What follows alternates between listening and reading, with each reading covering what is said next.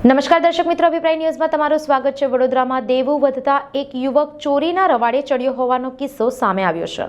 નવાયાર્ડ, હરણી અને ફતેગંજ વિસ્તારમાં થયેલી વાહન ચોરીના મામલે પોલીસે સીસીટીવી ફૂટેજના આધારે આરોપીને ઝડપી પાડ્યો છે। નવાયાર્ડ, હરણી અને ફતેગંજ વિસ્તારમાં છેલ્લા 5 મહિનામાં સતત વાહન ચોરીની ઘટનાઓ સામે આવી હતી। તપાસ દરમિયાન પોલીસે સીસીટીવી ફૂટેજ ચકાસતા આરિફ દિવાન નામના યુવકની સંડોવણી બહાર આવી। પોલીસે આરોપીને ઝડપી પાડતા ખુલાસો કર્યો કે જુગારના કારણે દેવું ભારે થઈ જતા તેને ચોરીનો માર્ગ અપનાવ્યો હતો। આરિફ દિવાને 5 મહિનામાં કુલ 6 સ્કૂટર ચોરી કર્યા હોવાનું સામે આવ્યું છે। ચોરી કર્યા બાદ તે વાહનોને 10,000થી લઈને 32,000 રૂપિયામાં ગીરવે મૂકતો હોવાનું પણ તપાસમાં જાણવા મળ્યું। હાલ પોલીસે આરોપી સામે ગુનો દાખલ કરી વધુ તપાસ હાથ ધરી છે। સંવાદદાતા સાથે અભિપ્રાય ન્યૂઝ, વડોદરા।